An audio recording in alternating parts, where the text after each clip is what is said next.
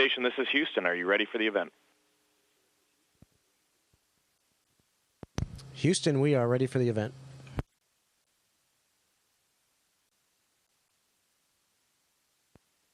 Okay, great. KGO-TV, this is Mission Control Houston. Please call station for a voice check. Station, this is KGO-TV. How do you hear me? Greg, we have you loud and clear. Welcome aboard the International Space Station. Thank you for that. You guys looking good today. Let's just start with progress. What are you hearing about the loss of that payload?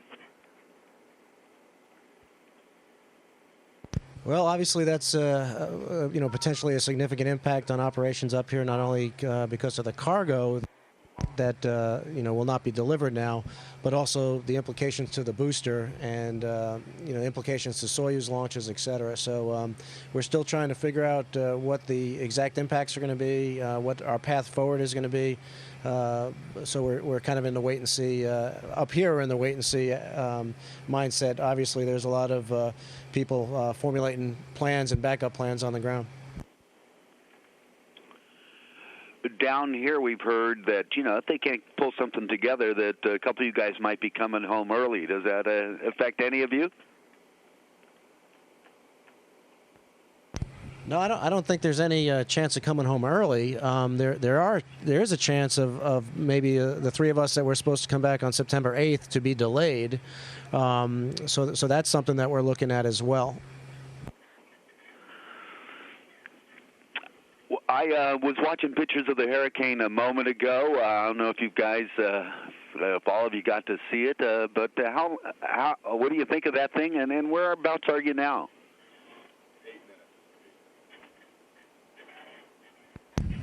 Yeah, we just passed over Tahiti in the South Pacific, still heading to the southeast. It's night out this way.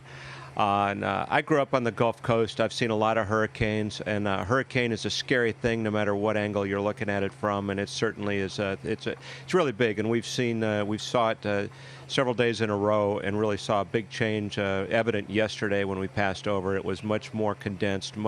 It just appeared solid. It was like a big dome of solid clouds with the eye having formed really well. Yeah, the day before there was not. Mike, I was looking at some of your photographs, and I think you tweeted one that said, "This is the best picture I've ever taken." What is it like up there, looking out, taking pictures? You feel like a tourist? A little bit like a tourist, I guess. It's enjoying the fact of just being here. It's a lot of hard work a lot of the time, but when you get a chance to look outside, I really like to do that. And I've had fun, just a personal interest in photography, and especially the low light photography. We've got some cameras here that are really good at picking up. That picture you saw was illuminated by starlight and moonlight. That was taken at nighttime. It's a lot of fun. You can see a lot of details with the stars in the background. Mike, I've seen your stuff too, and I've seen you playing with the new 3D camera. Do you have that thing there to show us?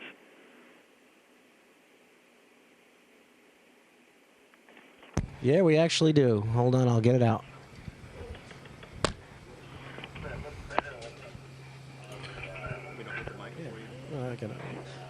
So this is the ERB2, and it's one of the 3D cameras that we have on board, and this is the camera that we used a few weeks ago to make the first live HD 3D transmission to the ground. It looks so light.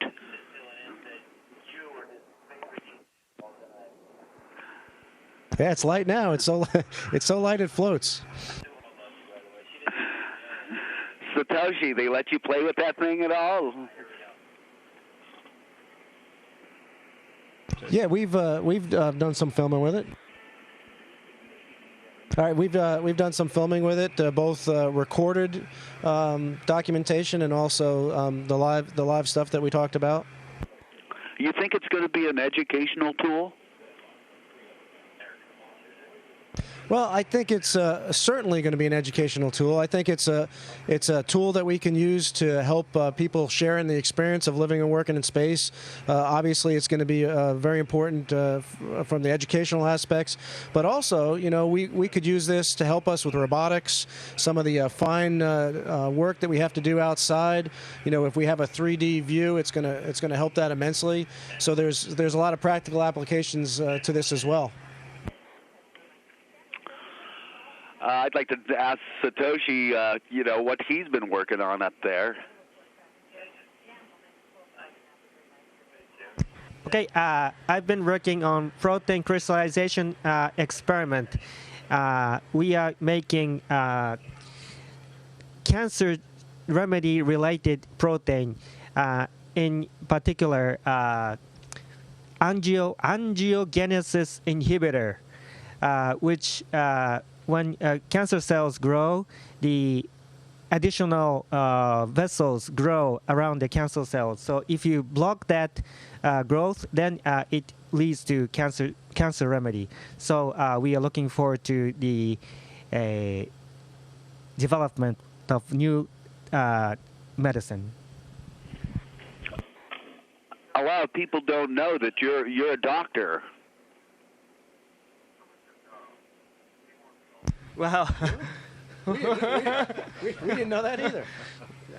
Because our friends don't call me doctor, so I forgot that. They ever come to you and say, "Hey, you got an aspirin?"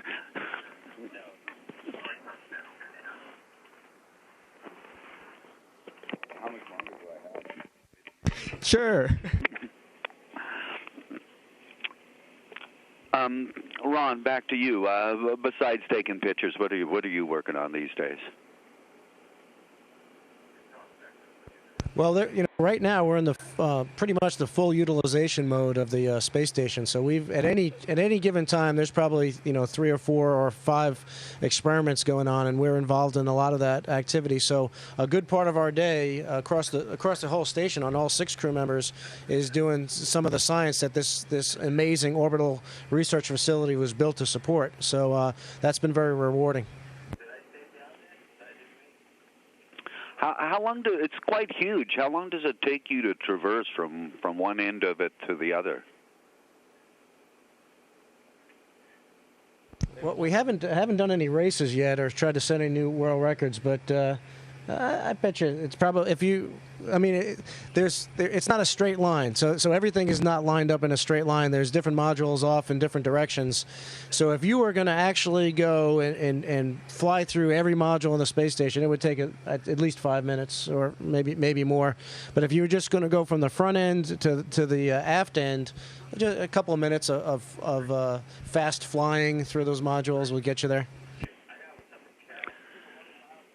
Let me ask Mike this. I never cease to marvel at, ever since I was a kid, to marvel at what NASA does. And, Apollo, the shuttle program, now ISS. How about you guys? You ever stop being amazed? There's moments, there's times when it's work. Because right now I've spent all morning working on a carbon dioxide removal system that has a little trouble with it, so I've torn into it, and I'm putting some jumper wires in to work around a piece of non-functional equipment inside of it. And you forget you're in space except when your tools start to float away from you.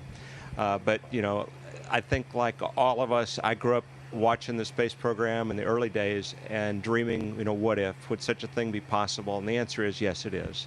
And we know that we're some of the most fortunate people, on or off the planet to be living our dream every day. And this is a fantastic experience, and I'm making the best of it. Thanks, you guys, for taking the time to talk to me. Really appreciate it. Station, this is Houston. It was great talking to you. Thanks. Station, this is Houston ACR. That concludes the KGO-TV portion of the event. Please stand by for a voice check from space.com. Station, this is Tariq Malik from space.com. How do you hear me? Hi, Tariq. Great to talk to you. Welcome aboard the International Space Station. Great. Well, thank thank all of you for having some time to talk with us today.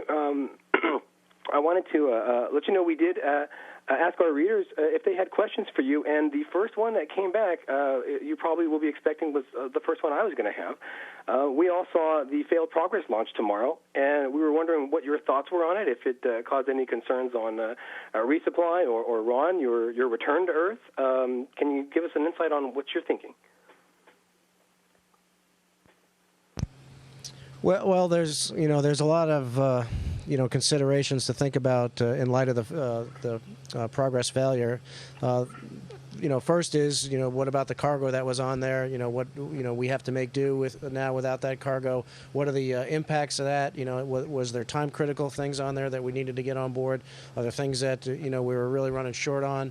So we're looking at all those things, but probably a bigger impact is the booster itself, and realizing that that's the same booster that we launched the Soyuz spacecraft on. We have a Soyuz launch coming up right now, and what's the impacts going to be to that launch, and then what is going to be the impacts to our return to Earth that is presently planned for September 8th.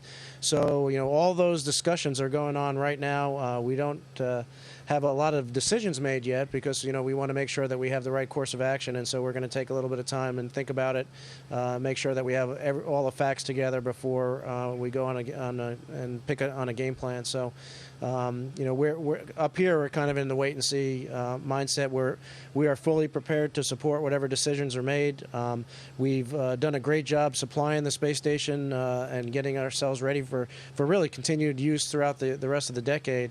So from a consumables point of view, I think we're sitting pretty good for a little while. So that's not a major concern at the moment. Ron, would you welcome some extra time on the space station with your Russian crewmates if that was the case, or are you pretty eager to get back home?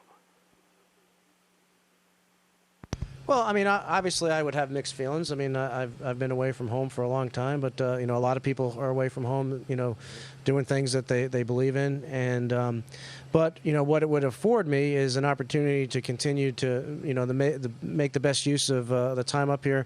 I'd have more time for the science that we're doing, more time for the outreach, more time to share the experience with as many people as we can on the ground. So there's an upside and a downside, and whatever the decision is, I think it'll be the best for the program, and we're fully support it. Thanks.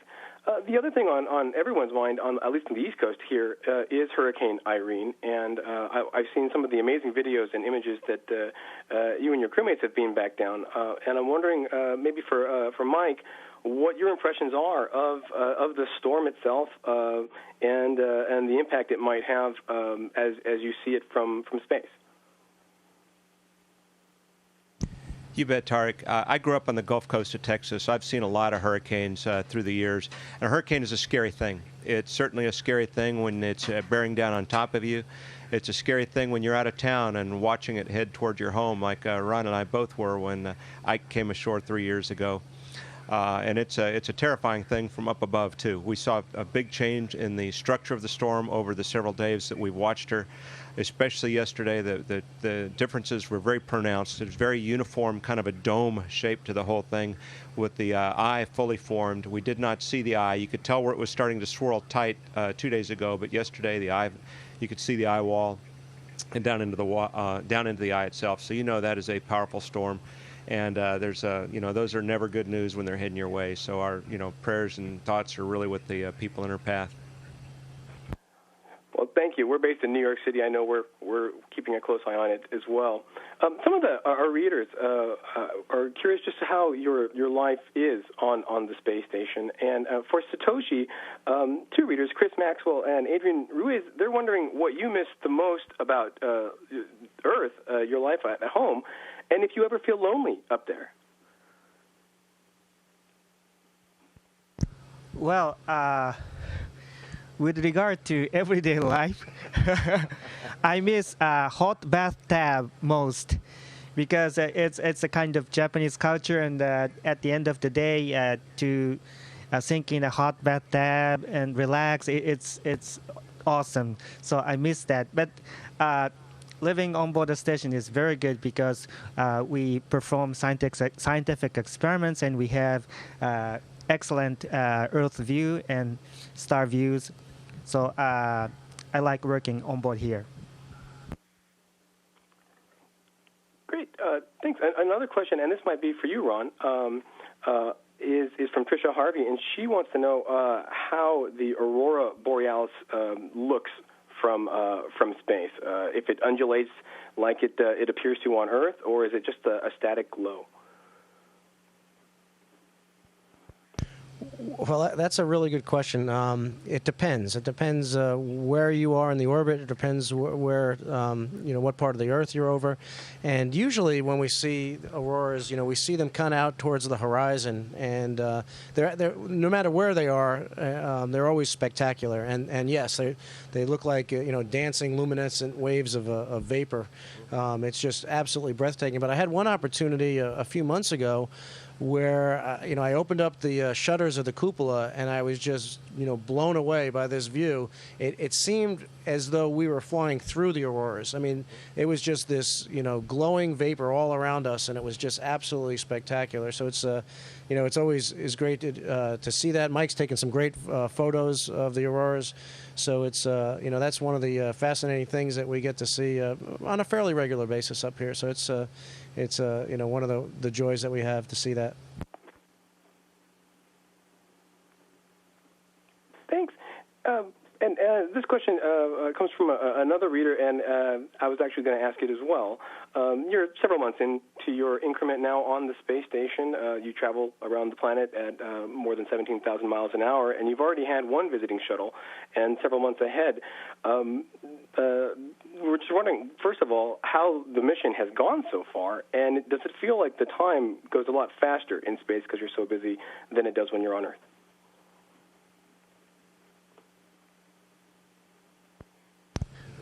Well, it's been, I've been up here, I guess, closing on 5 months now, and it's been a very, very busy 5 months. We saw 2 shuttle missions, the undocking of a ATV. I can't even remember how many progresses have come and gone. So it's been very, very busy. We've had Soyuz docking, Soyuz undocking. But really, the main thing that this time period, I think, is important for is we saw a transition. We saw a transition from the construction of the International Space Station to full utilization of the International Space Station, and we've all been able to witness that and just see in amazement how the science that we're doing on board has just ramped up, and every day the whole space station is fully busy cranking out science, and I think that's going to lead to some really great discoveries.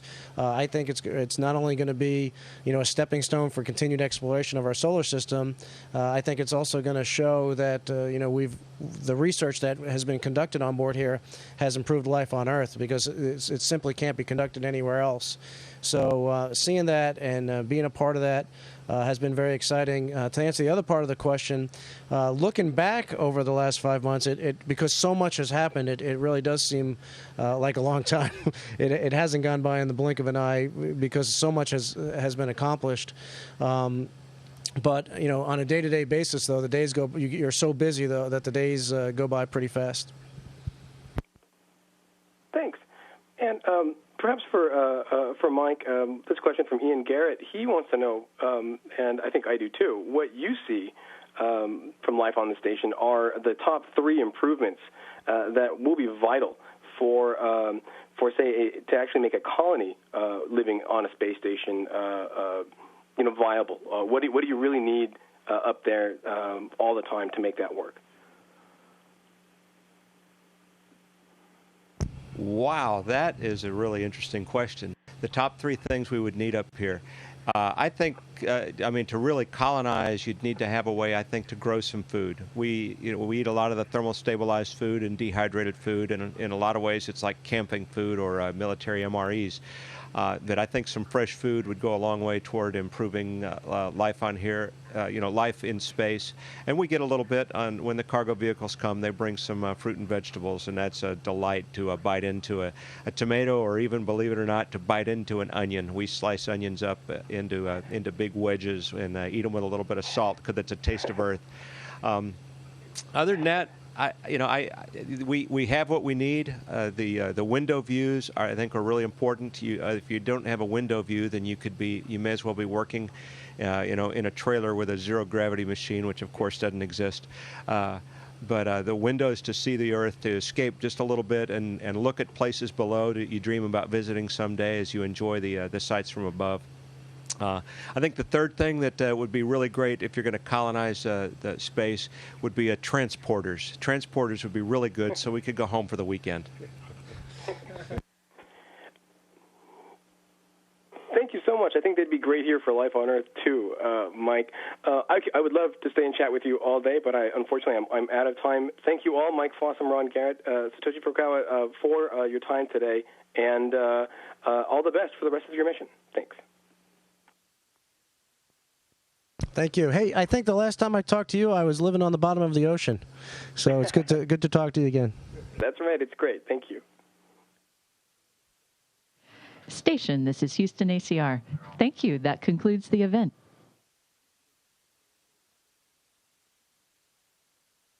Thank you to KGO-TV and Space.com. Station, we are now resuming operational communications.